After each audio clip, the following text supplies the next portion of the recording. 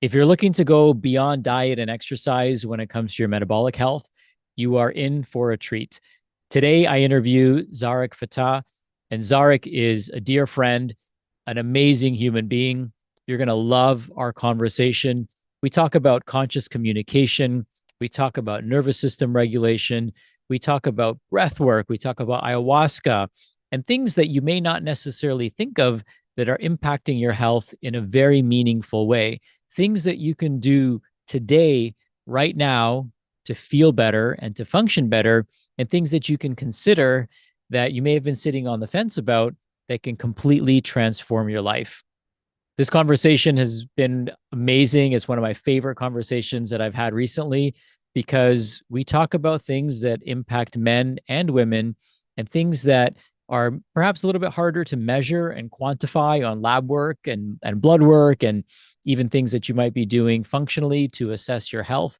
We go beyond the veil, we go beyond kind of the physical realm and the physical world to explore what it looks like to heal our souls, to explore what it looks like to heal ourselves emotionally, to get rid of the pain that we've been holding on to that's holding us back, like rocks in our backpack that prevent us from climbing to the highest peaks that we want to get to. So enjoy this conversation. And if you do, please remember to like, comment, and share. It's the greatest gift that you can give to somebody else, to share information that helps you. And of course, subscribe to the channel so you hear about all of our future interviews. We do these interviews for you. We bring you leaders from across the world to share their medicine with you so that you can, in turn, unleash your own medicine and create your deepest and most highest form of healing. Enjoy the interview. Zarak, my friend, how are you today?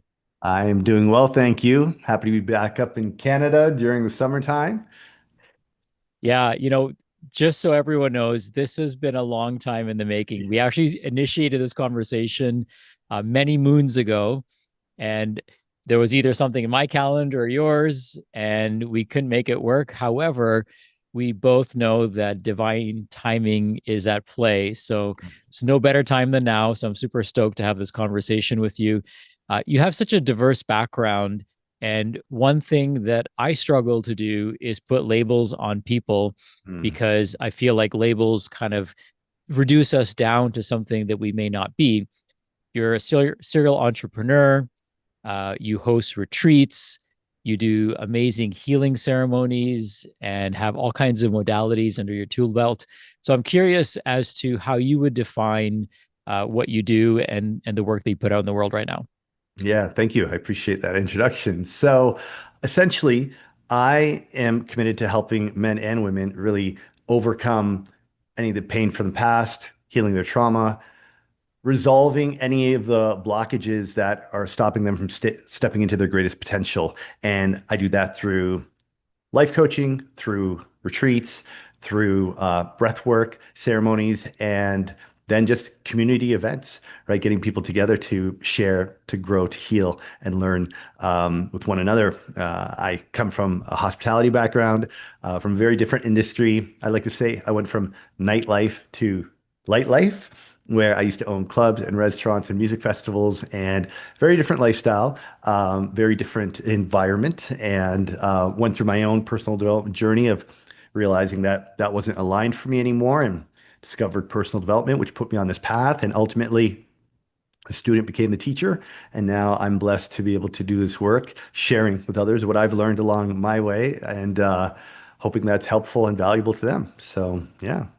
Yeah, I've been following your work for many years. We belong to some similar masterminds and organizations, and it's just amazing to witness the magic that you're helping people find in themselves. I'm curious, like, what was that tipping point for you, or that realization where, hey, this isn't my divine path, and I need to Mhm. kind of shift directions? Sure. So Eckhart Tolle references something in the New Earth called the outer purpose and the inner purpose. And for me, I would say that by age 40, I'd achieved a lot of my outer purpose, which was, you know, the professional accomplishments and success. I had the cars, I had, the friends and the lifestyle and the status. And many people, they'll work very hard to achieve those goals and only to realize that it's quite empty and meaningless and it's very temporary.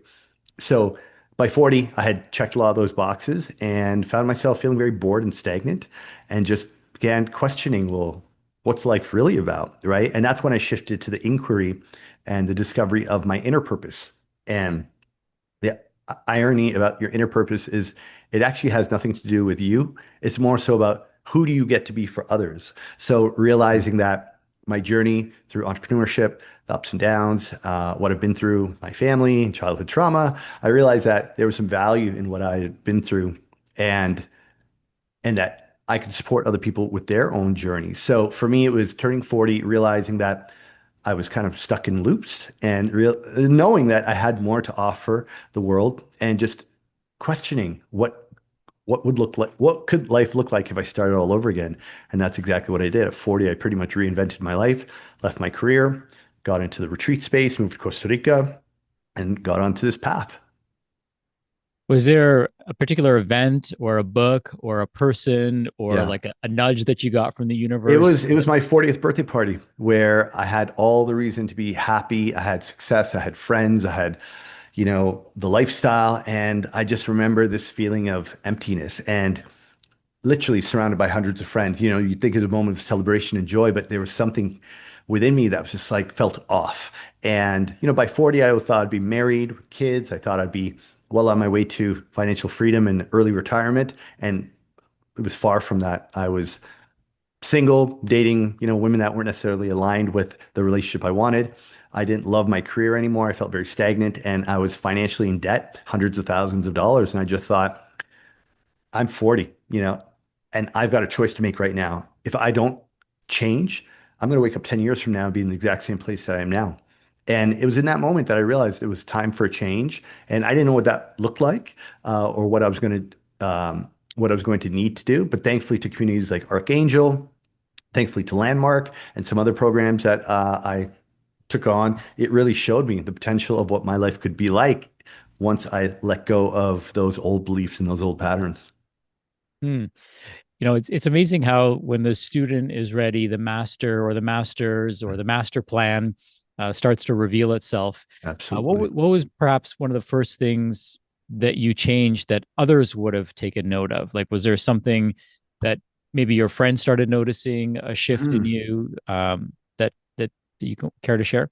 Yeah, so I would say the events I started attending, going to summits, going to events that were non-nightlife or entertainment related, something like Archangel or like, where we're speaking this week at the Longevity Summit, going to events that were more about personal growth and self-development. I also started traveling to different places. I started spending more time in nature. I would go out to British Columbia to go hiking. I discovered Costa Rica. I changed the way I was traveling, the environment I was in, and I changed even the community I was spending time with. And I think those two factors in itself really showed me what was potential, what the potential was for my life and for me to pursue.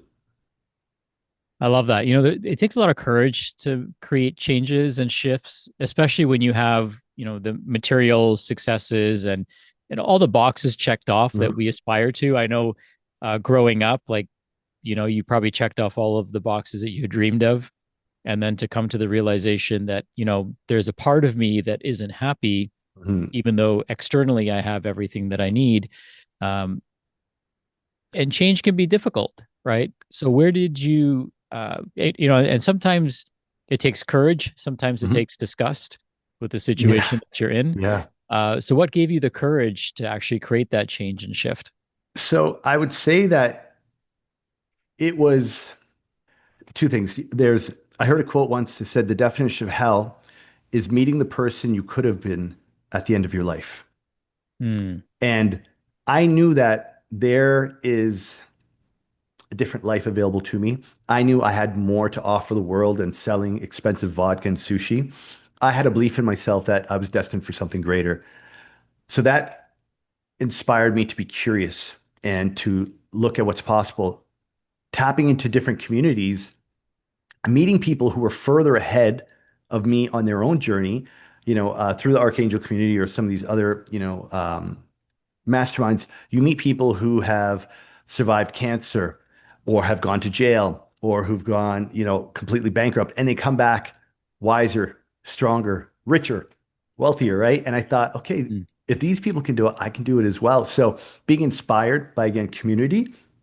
But I would say that it was the people who were reaching out to me, asking questions about my journey, knowing that I could be of value and that there was some purpose in my message. There's things I could share about my journey that were now helping other people. I realized, wow, this was fulfilling on a different level. Even though I'd created 12 companies and made millions of dollars, like this was beyond that. This was fulfilling in a way. As I said, this was about inner purpose, not outer purpose. So it was that calling to support and be of service to others that gave me the courage, gave me the motivation to have me step into really the unknown and, wipe the slate clean, move to Costa Rica and start all over again. Yeah.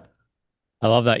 We've all heard of the crabs in the bucket Hmm. story or analogy. I don't even know if it's true, uh, but Right. the Yeah. idea is still there, right? Where sometimes our environment can hold us back. The people in our environment, like relationships, sometimes it could be Hmm. family members or even friends, and when we're making a lot of shifts or changes, there's all these forces that are pulling us back. It sounds like changing your environment played a big impact in that journey, making it a little bit easier For and getting sure. rid of some of the tethers. Were there other things that um, other tethers that you had to get rid of that could be helpful for people who are, on the journey themselves or considering making a big shift in their life? Yeah, so for my switch was quite drastic where I transitioned out of businesses. I kind of adopted a new friend group, and I relocated. And I will say one thing that helped me tremendously was just spending a lot of time alone. And Mm. being alone during this transition, they actually refer to it as the hermit stage. Because in that hermit stage, you don't want to hang out with your old friends. You don't have the new friends yet. You're kind of in between. And in that space of um, solidarity, in the stillness and the silence, a lot comes up. There's a lot to process. And there are times where you think, God, am I crazy? Should I turn around and go back? And it was just knowing that on the other side of this difficult transition, there is unlimited potential that's available there. So you have to have the courage to be able to create distance between any of the tethers, any of the triggers, any of the external elements that are going to pull you back in. And it's difficult, and that's why not everybody will do it. But on the other side of that, you literally have a blank canvas to create anything you want for your life. So, the advice I would share with anyone is it it won't it's not forever. It doesn't last that long. And in being able to sit in the stillness on your own, there's so much growth and so much strength that comes from that. And, most people are too afraid because of what comes up, but what comes up is what needs to come out and move through you, right? So, Mm. yeah, it's not easy, but it is absolutely worth it. Yeah. Have you ever done anything like Vipassana? So I have done a 6 day silent retreat at Pachamama in Costa Rica. It wasn't a full 10 day. I would love to do a full 10 day. I will admit my mind was very busy, lots going on. And yeah, it's something on my list to do for sure. I will try that at some point in time. Yeah, it's on my bucket list as well. To do a 10-day silent retreat. It's like hard to even imagine. I Hmm. think the silent part of it is potentially easy for me. However, I think the hard part is just finding 10 days where you can completely Right. disconnect Yeah. and have no contact Yeah. with the Yeah. outside world, I right? feel you. Um, I know in your journey you've also discovered modalities Mhm. that I'm sure were super helpful for you. I know you facilitate, retreats now. and you incorporate these modalities. Maybe you can unpack that for us a little bit. What are some of the modalities along the way that perhaps help you? I mean, silence is a modality, fasting could be a modality, but Sure. Yeah. what are some of the other things that you discovered? Well, you touched on something that's very important, and it's not necessarily a modality, but it's a choice that we make, right? So I know a lot of your viewers and listeners, they are entrepreneurs, they have businesses, families, responsibilities, right? And it requires something from within to choose to take the time to say, I'm going to go to that retreat for a week, or I'm going to go sit in silence for 10 days, or whatever it is that you're committing to. Just the act of saying, I'm going to carve out time to invest into myself, to give back to myself. That on its own is a very powerful, that creates a very powerful shift within you. So when you go on a retreat, you've paid the investment to go, you've booked the flight, you're taking time off of your family, and you're disconnecting and going into this experience. That in itself, it allows you to really go within. And when we're in the city, we might read a few chapters of a book, listen to a podcast, do a breath work or meditation, but then we're back to our reality. When you go away on a retreat for 5 days, 7 days, 10 days, you are in a completely different environment. You're in a different state of consciousness, and you're also more receptive. You're more attuned to your inner state because you don't have all the external stimuli. So just choosing to participate in a retreat, changing the environment, committing the time to go starts to create that shift within you, right? Now, when you're in one of these experiences, of course, breath work is very important because it allows us to tap into that altered state of consciousness. It allows us to release any of the energetic blockages that we may be holding on to, whether it be from stress, from anxiety, from sadness, whatever there may be. Breath work is one of my staple modalities that I practice every morning, especially, coming back to the city. It's a different vibration between Costa Rica to Toronto. And those that live in the city that are dealing with traffic, noise, business, kids, all the things that might trigger your nervous system. Breath work is a powerful modality that you don't got to get on a plane and go to a retreat or sit in the jungle with a shaman. Breath work is something that can be 5 minutes, 20 minutes, an hour, however long you choose, where it's you, your headphones, the breath, and you can really, I like to say we are our own medicine, and breath Mhm. work is a very powerful modality to regulate the nervous system, to help drop into a deeper meditation, to get that clarity for the intuitive insights and downloads. So breath work is definitely a staple. And for me, I'm not a great meditator, I'll be honest. My mind is just too busy. But after breath work, I find I could drop in, and then I need to move my body. So whether it be some stretching, some ecstatic dance on my own in the backyard with my dog, or going for, a quick 20-minute run, moving the body in first thing in the morning is super important. And one of the things I'll do is I'll be tapping on my energy centers, on my dantians, whether it be, some qigong practices, whether it be stimulating with some tapping. I like to incorporate that as well to wake up my energy body. And yeah, I mean, obviously there's lists and lists of modalities, but those are a couple that are easy to do. It doesn't take a full hour. You don't have to have some crazy, biohacking morning routine. It could just be something as simple as 5 minutes of breath work, a 10-minute movement, 5 minutes of tapping, some stretching, and you're good to go. You're primed and ready for the day. I love that. I know you're a big proponent of sound and music as a modality. So maybe you can talk about that a little bit more because, you know, I think if people are listening to the radio, they may not Hmm. realize that they're listening to, just very toxic music, right? Not Yes. only the language and the lyrics, but also Yeah. the attunement of the music. And when you start listening to music that's tuned correctly and the message is dialed in, it really turns music into a form of medicine. So maybe you can talk about that a little bit as well. Absolutely. Sure. So as we know, everything is energy, everything is vibration and frequency. And the music we're listening to, whether it be the lyrics, and listen, I grew up in Scarborough. I spent 25 years in nightlife, so I've heard the full range of all kinds of music. And I will say that there are certain genres of music that are very low vibration. The lyrics are very negative, violent, derogatory, right? There are certain frequencies, whether it be the 808 bass or certain vibrations that are very low.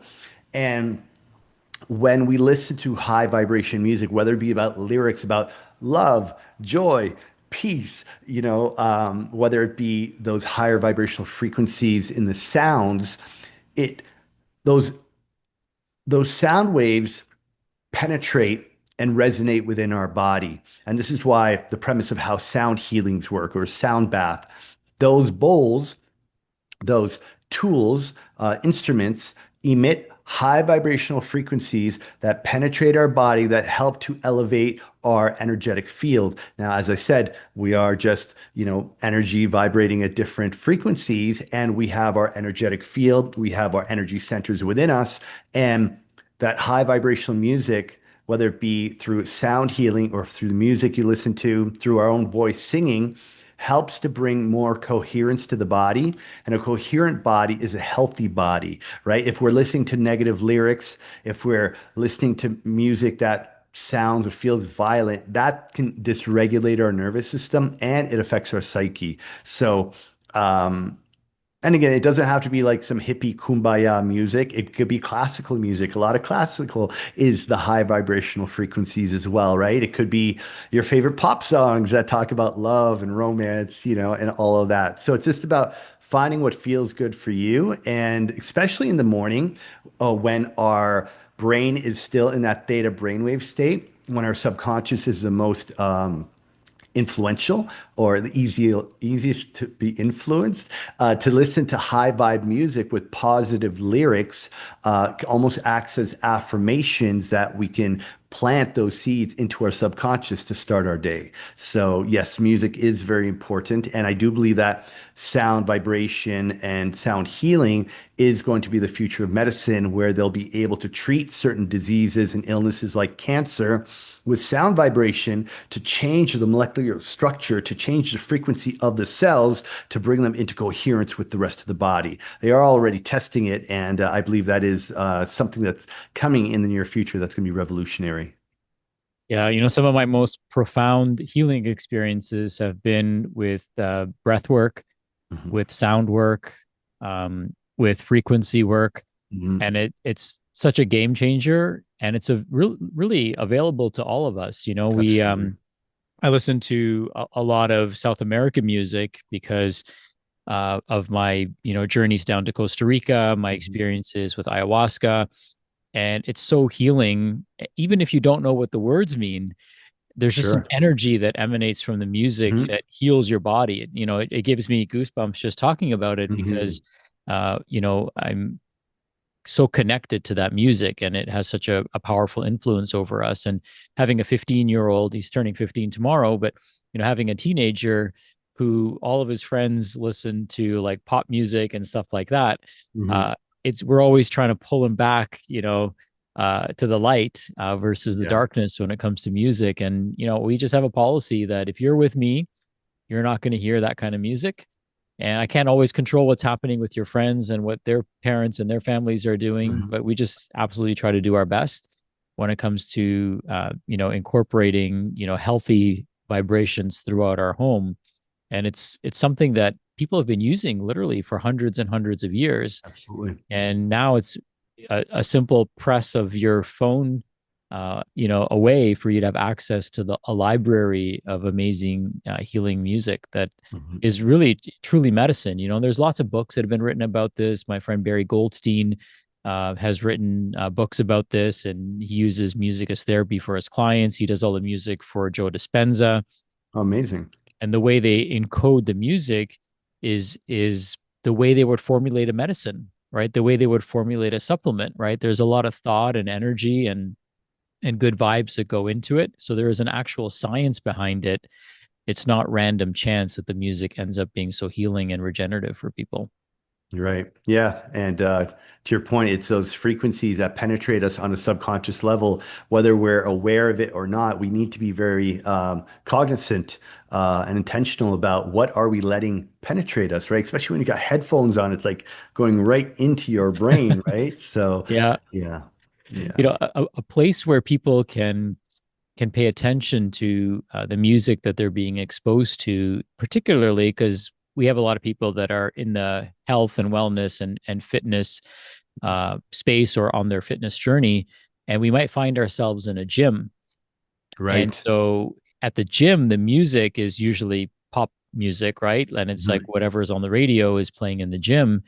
And so that good place to protect ourselves is in those type of environments, especially Absolutely. when we're in there to do good work on our bodies. We want to not just move our bodies and exercise and all that good stuff that the gym offers us, but we also want to encode it with the right information. And music's really cool because it can take us to places as well. So I usually when I travel, I have an anchor song, Hmm. and so if I'm traveling, going on vacation with my family, I'll pick like one song and I'll just make that my song for that trip. Yeah. And every time I hear that song, it takes me back to that Hmm. moment. Yeah. When I did my ayahuasca journey at Rhythmia, which I'd love to chat with you about because I know you've Hmm. done that too. There were certain songs that when they came on, I could like so Yeah. vividly remember my journey. And just playing that music takes me there immediately. So music is very powerful, and Absolutely. really plays a huge role in our health and healing and in our journey. Yeah, and I love that you shared that because something that I do with my guests on my retreat is on their intake form, I'll ask each of them to send me three of their favorite songs. And then Mm. I'll create a combined playlist with everybody's music. And then during dinners, during the bus rides, or any time that we're all together, I play this master playlist, and everybody goes, "Oh, that's my song!" Or and then, like you said, the music can be that anchor that takes you back to that experience. So then when guests go home, they get the master playlist, and then it allows them to relive those memories when they're home at the gym, when they're wherever, they get to listen to that music, and it takes them back to that time and place. So yeah, it's very cool that you do that also. Oh, thank you. Yeah, it's almost like they get to retreat themselves, Hmm. right? With Yes. that Yeah. with Yeah. that experience that they had. Yeah. So it's like bringing the retreat home with them, and they Yeah. can just plug into it whenever they feel called to. And Um, I actually did that for myself when I was at Rhythmia 2 months ago. I created a playlist from some of the songs I heard during ceremony, and I created that playlist. I listened to it while I was there, and then I listened to it afterwards because it allowed me to tune back into the experience, the emotions, how I felt, as laying in those hammocks out in the beautiful, lawn, just letting the feelings flow through me, listening to this playlist. I'll share it with you. It's a great one. I'm sure many songs on there we have in common. And, to your point about being intentional about music, choosing lyrics, choosing songs with lyrics that really resonate and bring up something for you is super powerful and healing. And yeah, and then I shared that playlist with the other people in the Rhythmia WhatsApp group. But yeah, I would love to share and talk about the experience with you because you were a big inspiration and one of the reasons why I decided to go to Rhythmia because I've known about it for probably 7 or 8 years now, and I've been curious to go. But after you got back and what you shared about rhythmia, because I know like plant medicine isn't something you do on a regular, you're not like the mushrooms on the weekend party guy, So when you shared about the rhythmia experience and how profound it was for you, I was like, okay, maybe it's time to revisit the opportunity. So thank you for inspiring me to go and have a truly profound, life-changing week. Oh, my pleasure. My pleasure. Anytime I can inspire you, I will Mm, be sure to do that. And you've inspired me in so many ways as well. So I appreciate that. it's amazing to, and this is what it's all about, right? Like finding people who have the desire to become the best version of yourself, Mhm. immersing yourself in their energy or even in their medicine. It unlocks a deeper part of our own medicine when you're with the 100%. right people. And Yeah. so when you're at Rhythmia, for example, everyone is there to grow. Everyone is there to break through or Mhm. break free and to create an amazing life for themselves. If you're open to it, I'd love for you to share what were some of your big lessons or takeaways. You don't have to get personal, but just high level. Sure. What did you walk away with? Yeah, so I would say first and foremost, we touched on this earlier. I chose to take a week and then actually another 10 days. So I made a decision. I chose to go there and take that time for myself because as a coach, sometimes we need to take our own coaching, and I Mm, had realized like, wow, it's been almost 3 years since I've taken any time off. And I decided Rhythmia was going to be the experience that I wanted to have during that time and then give myself space for integration. And what I'll say is I really showed up with, because I had done ayahuasca 12 times prior to Rhythmia over the span of 6 years. And my experience at Rhythmia, one night at Rhythmia was equal to 12 nights previously. And the mm, reason being is I showed up with very clear intention.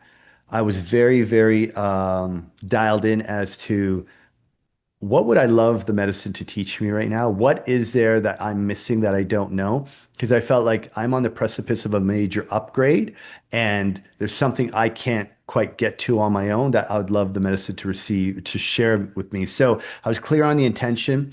I prepared in advance by doing 3 combo sessions within a 10-day period. So I went with vessel clear and ready. And then I did a parasite cleanse as well. And that was all to show reverence to the medicine, to the grandmother, letting them know, like, hey, I'm coming wearing Sunday's best. I'm cleaning out everything I mm. can. So when I lay down on the mat, like I'm ready and welcoming the knowledge. So I had a lot of intention, clarity, and then I would say that some of the biggest breakthroughs for me were really just trusting the medicine to do her thing. And I was engaging, I was speaking with her the whole time. There was this conversation, there was this flow, and she really acknowledged me for all the work that I've done over the last 5 years, healing around my childhood with my parents, about really accepting myself, really just allowing myself to believe that I'm worthy of love, of abundance, that I am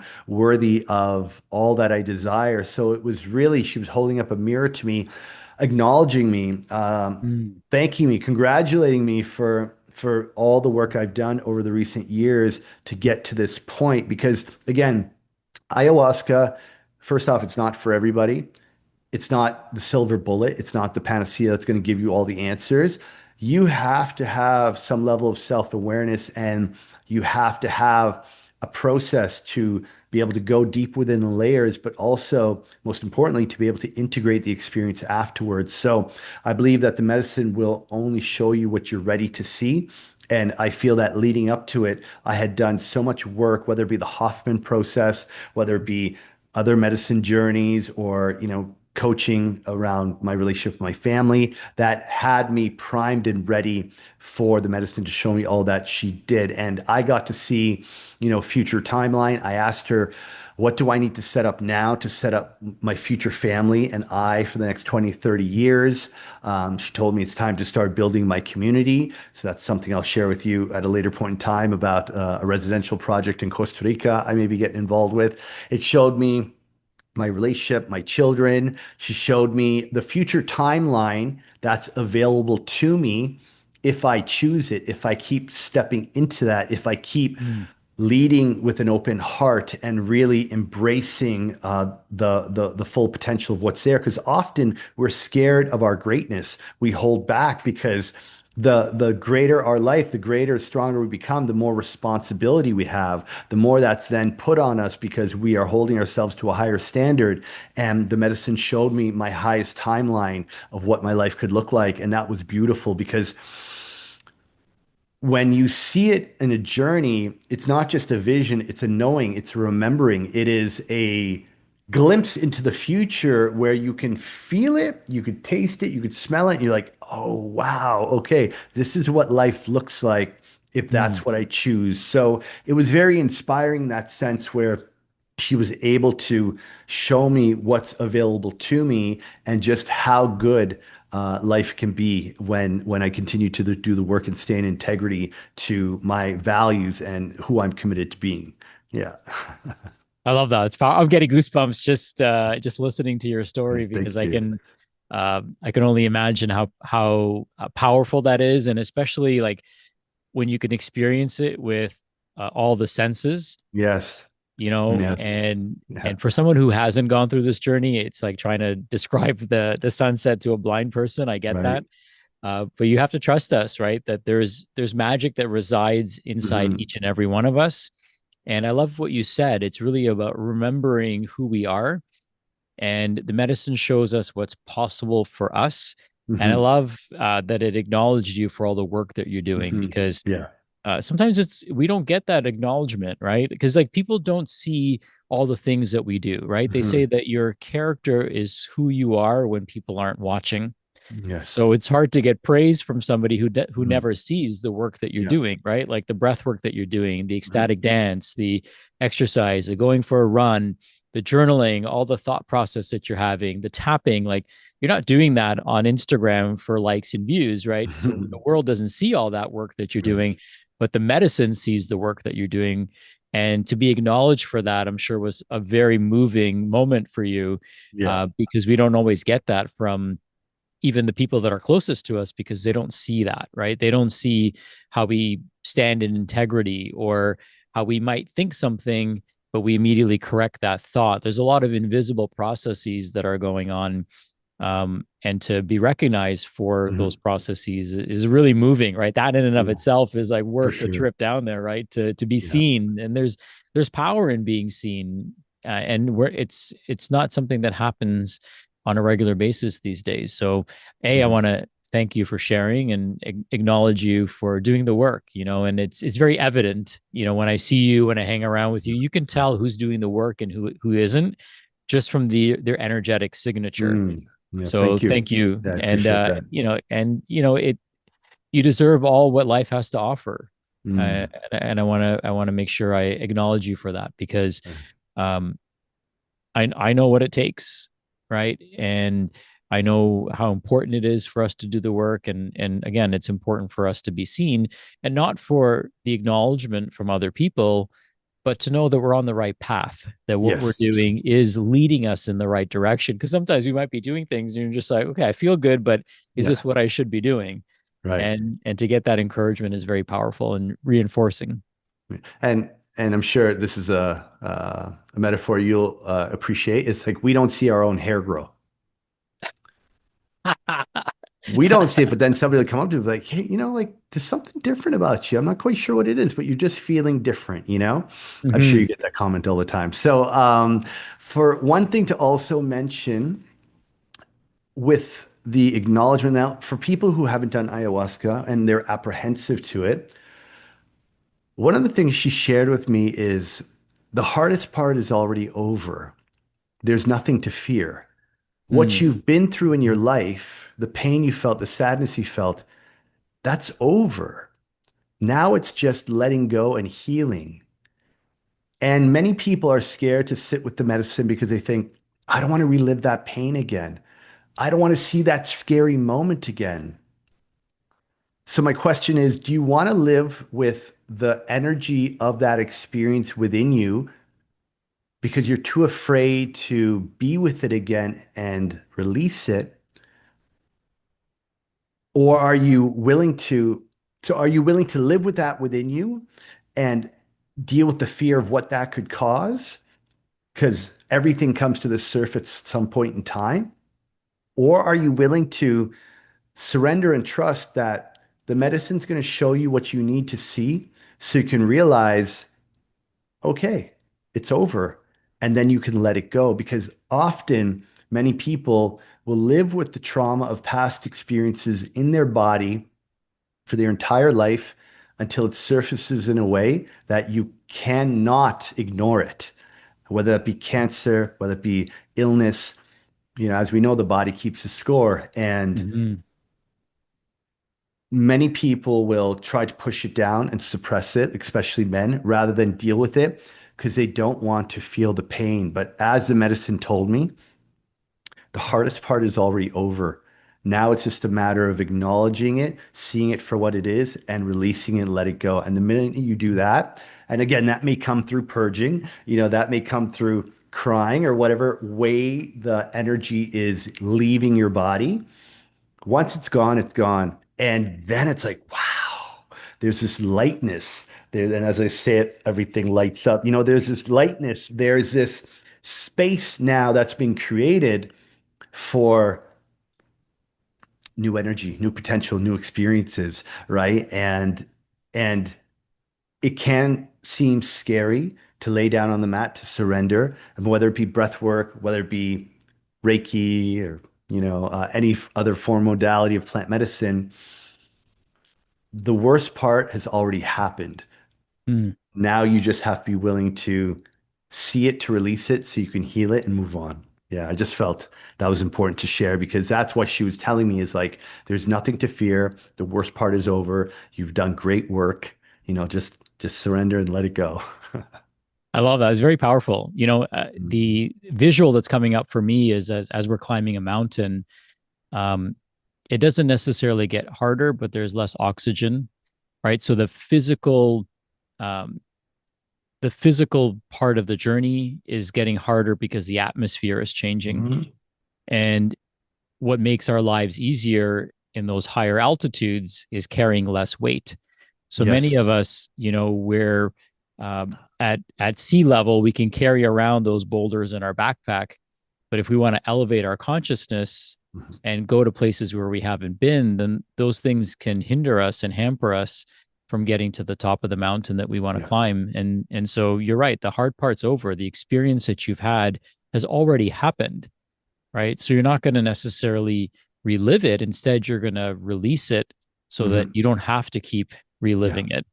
And this gives us all an opportunity to put new things in our backpack that serve us, Yes. right? Instead Hmm. of rocks, we could put food in there or Hmm. an oxygen tank or whatever we need so we can fill our backpack with the right tools. So I'm curious as to from these lessons, like what shifted for you? Like what are some uh, things that you're doing perhaps a little bit differently, or how are you approaching life a little bit differently after that journey? Yeah. So, um, it helped me to see that I really am on the right path. I am truly fulfilling my purpose and destiny. And it gave me even more clarity around the work that I do, knowing that now that I've seen my future timeline of what I'm working towards, knowing that I'm on that trajectory right now, and just to have patience, to be present, to take it one day, one week, one month at a time, knowing that what I want is already there, waiting for Mm. me. I saw it already. And I just need to stick to my values, honor my boundaries, and stay integral to what I'm committed to. And it's all there for me already. So, again, being able to see it, feel it, really experience it was very, very motivating, validating, and gave me a lot of clarity around my work. So I would say I'm just feeling that much more inspired and connected to what I'm working towards, and also just um, having a lot of compassion and grace for myself, knowing that, um, we said before that often we don't acknowledge our own work or other people don't see it. And sometimes us ourselves don't see the progress that we've made, that we don't even notice how far we've come. So just the reflection of the medicine showing me who I was in the past, some of my previous experiences that I need to see and let go of, and then where I am and where I'm going gave me a beautiful like visual of my journey and just my own acknowledgement of like, hey, I'm proud of myself for what I've done. So I'd say that coming out of this, I have a deeper level of self-love, self-confidence, and clarity around what it is that I'm here to do. And also knowing that everything I need, everything that I could possibly want to fulfill my destiny in this life is already here and available to me. And I'm blessed and I'm grateful. So it's exciting times for sure. I love that. There's a framework that Napoleon Hill talks about, and I'd love to add to it. So it says first you have to conceive, right? So the conception of what's possible, and if we can see it in our mind, that we can hold it in our hand, Mhm. and then the next thing is to achieve, right? So once we believe it, it's our Mhm. goal, it's our objective then to achieve that goal and to receive it. But an important part that I think is missing from that framework is to become, right? The question is, who do I Mhm. have to become so that when I Yes. receive these gifts, that I am the correct and rightful recipient, and it Mhm. doesn't break me, but it makes me.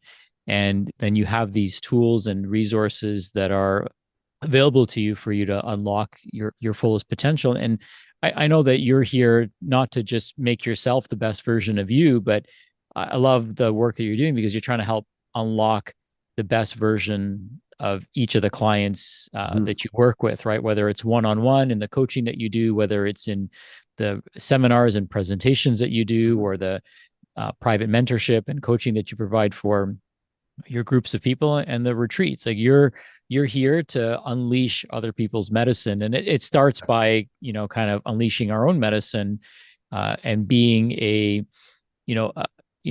really a role model for others, right? Mhm. Showing people what is possible. Yeah. And I love the arc of your story because I'm sure 20-30 years ago, where you are now, there could have been a very different path for you, right? Mhm. So you had that awakening at 40, which I feel like is essential, right? I think at 40 and at certain points in our life, we should all question, like, okay, what am I doing? Where am I going? And why am I doing this? And I'm so grateful that you had that epiphany to, kind of evaluate your life and find the correct path for you.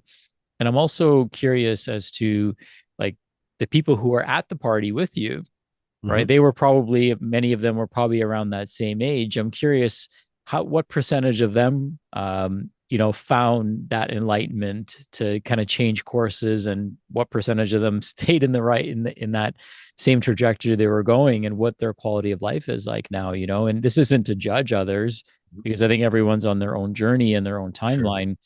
But yeah, I'm curious as to, like, just, is it 80-20? Is it like 1% of people that have this epiphany? uh, what are your Yeah. thoughts? So yeah, when it comes to an actual percentage, that's really hard to gauge because it's when I changed my life and I changed my friend group, I really lost contact with a lot of people, especially moving to Costa Rica, right? And what I will say is a lot of people had thought I'd kind of lost my mind when I started selling off everything, got out of the business that I was in, and then moved to Costa Rica. A lot of people just thought, I'd like maybe drank too much ayahuasca, flipped my lid, and moved to the jungle to become a shaman. But it was during the pandemic when people were stuck at home, when people were then dealing with their own mental health challenges, when they were realizing they didn't love their life, they didn't love their job, some of them didn't love their wife or their partner, and they realized, oh Mm. shit, I got to figure this one out. I would say the pandemic definitely was the catalyst and the trigger for many people's awakening, let's say. Now, some people, they numb themselves with alcohol, cannabis, whatever vices they had. But some people said, hey, you know what?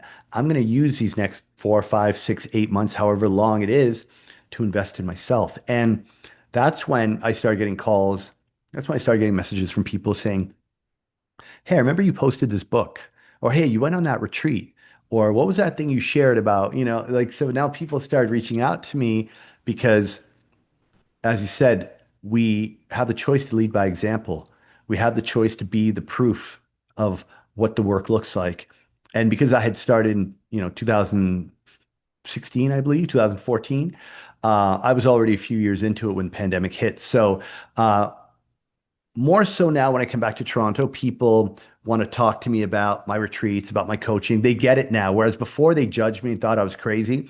Now they understand me. And I would say they even admire me because I was willing to give it all up to start this journey 10 years ago, right? So it's beautiful to see that people are now coming around to it. Obviously, coaching, retreats, breath work, modalities, plant medicine are now more popular than ever before. And I think it's a beautiful thing. I think, a big percentage of the population will stay unconscious. They're going to stay in their patterns and in their loops until they have some sort of disruptive experience in their life, maybe a health condition, maybe it's marriage failing, business going under. Some disruptive event is going to cause them to question, is this the life that I truly want? Is this what really makes me happy? And then they'll have an opportunity to discover what's new. I would say the other percentage of the people, whatever that may be, maybe it's 60-40, maybe 70-30, I don't know. Maybe that other 30-40% are sensing what I did at my 40th birthday, which is there's got to be more to life than this. This can't Mm. just be it, you know? And I think there is a global awakening happening. I think human consciousness is elevating on a mass scale, and it's not by coincidence. I believe we are the generation that chose to be born at this time, which is a pivotal moment in human history where we have been given the tools to elevate our consciousness, to dive deeper into spirituality, to really change the trajectory of the human species and create a new paradigm of what it means to be a sovereign human on this planet. And I mean, that could be a whole other podcast in itself. I will just end this by saying, I don't know what the percentage is, but it's looking good. I think team humanity is on a good path, and you and I are doing the work to lead by example, to embody what it means to do the work, and showing people like this is what life could look like when you stay true to who you are and you wake up every day asking, how can I go to bed a better human being, right? Oh, I love that. I love that. It's really, the message that I received loud and clear in my journey was remember who you are.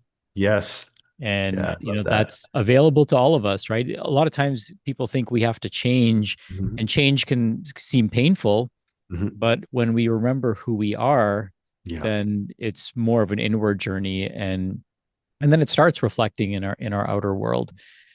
Um, you know, that you mentioned a couple things, and I want to unpack them a little bit if you have a few more minutes. Sure. Yep. One is, conscious communication. And Hmm. I know the pandemic was very challenging for a lot of couples because now they were in the same house 24/7 essentially. Yeah. And many people, like, that separation that happens during the day for work, um, kept them apart enough that they didn't get on each other's nerves or butt Right. heads. Yeah. And then when they were confined to a room together, or a house together, that's when, Yeah. things can, stuff can Nowhere hit to the run, fan. nowhere to hide. You got to Yeah. confront it down, right? Yeah. And, and I think you and I are on the same page about this. There's no bad people, but there's bad communication.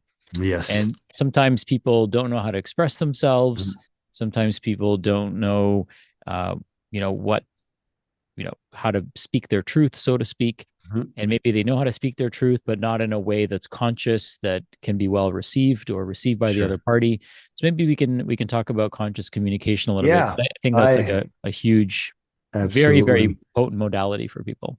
100%. So one of the top reasons why marriages and relationships fail is due to communication issues. Okay, I can vouch for that personally because I grew up with two parents who did not know how to speak to one another. So they could start a conversation about what color the sky is, and then they'll end up arguing about, something completely irrelevant. And they just didn't know how to express themselves in a way where they both felt seen and heard and understood. So I grew up in a home where communication was very suppressed, and often it turned into conflict. So for me, I became shut down and didn't know how to speak my truth and express what I needed. So as you said, many people stuck at home during the pandemic, issues start coming up, and now they don't know how to express themselves and let them know what's bothering them. So, often when someone says something that triggers us, it's not actually what they said in that moment. It's what it's bringing up within us that we haven't resolved. So, with conscious communication, what's really important is first off, you and your partner being willing to adopt and implement a new style of communicating that is not you or me versus you, it's us versus the problem. Because Mm, anytime there's a conflict, there's three sides of the story. There's yours, there's mine, and the truth in the middle. Now, you believe you're fully entitled to believe your truth and your truth is real for you, and it is. And I feel the same. But there's also a piece of information that both of us are missing, that once we discover it, it changes the context of the conversation and we now understand one another. You don't have to agree with one another, but if you can understand one another, you can co-create from that place. But when people are so triggered, they're so caught up in their wounds, they're so caught up in their emotions that they're reactive. They are emotionally reactive. They are not consciously responding. And the difference between that is with conscious communication, first and foremost, set and setting is super important. If somebody says something that triggers you, and you're feeling that emotional charge, well, right then may not be the best time to emotionally react. Right there, it might be a good time to notice, okay, I'm feeling really triggered right now. I feel these emotions coming up. I need to take a few breaths and I'm going to revisit this when I've had a chance to process why am I feeling triggered right now? Because again, what may be triggering me may not be what that person said, it's what it's bringing up. So let me sit with my feelings and take ownership of that and then re-engage with the person when I've had a chance to process what I'm feeling so that I'm not bringing a past experience into this conversation. So set and setting looks like engaging with the person saying, hey, Sachin, there's something I want to talk to you about that's quite important. Do you have time next week, either on Wednesday or Thursday, for a 20-minute coffee? I'd love to share something with you. And the person might say, "Oh, what's going on? What do you want to talk about?" I say, I don't want to get into it just yet, but there's something I want clarity on, and it would really be important to me if we can just sit down and have a conversation about this. Now, the person knows I have something important to say. You know that, okay, let's pick a time that's convenient. So now we're sitting down, we're both feeling neutral, we're feeling grounded, and now we can begin a conversation. Now, a big part of this is recognizing why you're triggered, taking ownership of that, understanding that I'm feeling this way, and sharing that, saying, hey, I want to share with you that I'm feeling a bit I'm maybe feeling a bit disrespected because of whatever it may be. So, conscious communication is essentially a framework, a set of tools that involve both verbal, physical, energetic, that you can use to have conversations where you can express yourself authentically, you can express yourself from an empowered place, and most importantly, you create a win-win situation together. A good conversation is more like a flow, it's more like a dance. A bad conversation or a conversation that doesn't end well is typically more like a boxing match. Two people come out of the corner, they're swinging with they're jabbing, they're swinging, they're ducking with their opinions, with their facts, with their accusations, and they're putting the other person on the ropes. So, conscious communication allows you to create a container for a conversation where both people feel seen, heard, and understood and can co create an amicable resolution out of that. I know there's a lot of information. I could talk about conscious communication for hours because it's something that I'm very passionate about because it's changed my life and my relationships. And I will actually be releasing my first conscious communication mini course in September. So if anybody's interested in learning more, that'll be available to them. Yeah. Yeah, that's amazing. Communication is so important for us as clinicians, as healers, as couples, as parents.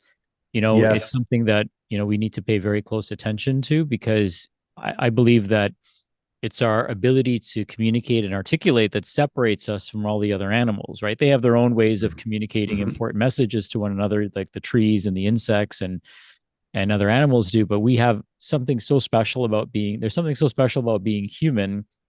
There's a part of our brain and our nervous system and our our bodies that are so attuned Mhm. to communication, and we don't get that anywhere, right?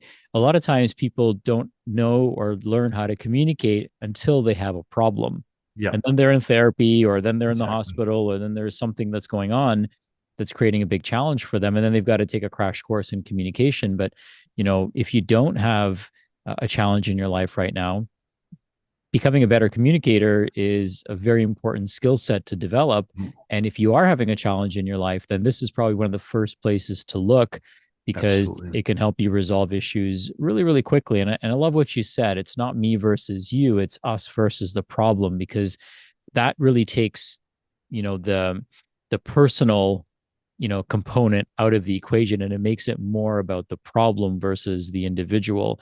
And if watching this, you learn nothing else. I mean, that's such a huge Mhm. takeaway for people to walk away with and apply immediately into their lives. Yeah, and then you're both working towards something as, hey, I'm next to you. I'm not you in front of me. It's I'm next to you, you're next to me, and we're working on this disagreement. We're working on this situation where we have different opinions. We're working on that together. And just a couple of things to say before we wrap this up. One, our words create our world. So we speak things into existence, which is unique about us as humans. So we have to be so conscious and intentional about the words that we use to describe ourselves. The tonality, the energy that we speak things into existence is really, really key. And again, that all comes from the emotion, the state that we are sharing from. And we talked about healing before. We talked about breath work. We talked about plant medicine. We talked about different modalities. Communication and self-expression is one of the most powerful ways to heal and remove blocked energy, because when we feel guilt, when we feel shame, when we have resentment towards someone, we have not expressed saying, I'm sorry, please forgive me. We have not expressed, hey, you upset me. I want to talk about this. We have those emotions, and this is for all the men out there. We have past experiences and emotional energy that's stuck within our body because we haven't expressed it. A lot of men won't say, hey, I'm feeling a little insecure right now, or hey, I'm feeling like, I need more affection from you, or hey, you pissed me off. We won't say those things because we don't want to seem weak. We don't want to seem like we're needy.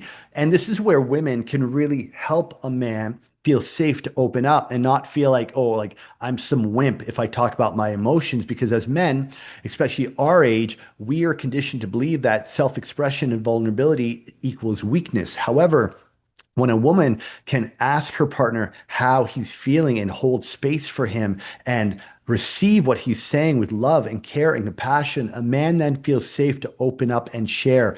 And men need to share. They need to express themselves. They need to release those emotions, because if they don't, it comes out in very toxic, harmful ways. So, communication is a very powerful form of medicine in itself, but we're not taught the tools. We're not taught growing up how to express ourselves, how to share authentically, and how to hold space for one another. Because, 50% of communication is being a good listener, right? So it goes beyond being able to be expressive. It's also, can you hold space and can you listen to a person and receive them in a way that they feel, comfortable to open up, right? So, Mm, yes, so many amazing. layers to communication, but it is absolutely key in all aspects in all relationships in our life. Yeah. And speaking of layers, there's so many layers to you. So we're going to have to unpack this in Yes, another interview, because I know there's sure. so many aspects that you could Mhm. speak deeply into, right? Each of these topics could be an hour-long conversation. For And sure. I Yeah. want to honor your schedule, Thank but I you. also want people to know how they can learn Mhm. more about you, where they can follow you, what's a great way for them to connect with you. So if you could share that, that'd be great. Yeah, yeah, I would love to hear from any of your viewers and listeners. My website is zarakfatah.com. My Instagram, same. You can check out my website there. I have my events and retreats and workshops listed there if you're curious to know about any of my coaching programs. I do work primarily with men in the group coaching and one-on-one format. However, my retreats, some are for men and women. I have workshops coming up in Toronto. I'm launching a dinner series for men in multiple cities around the world as well, providing men with a safe space to open up and share.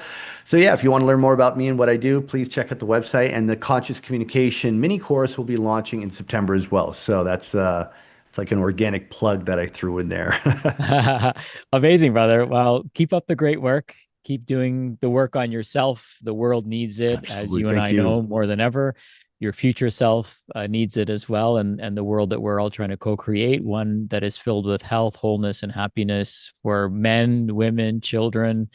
Our ancestors, our future generations. We're doing the work to honor all of them, and I want to honor you for doing the work. Appreciate you. Thank you. Lots of love, my friend, and Thank have you, a my friend. wonderful rest of your day. Appreciate it. Thanks. Okay. Thanks for joining Thank you. us today. Thank you for having me. Thank you.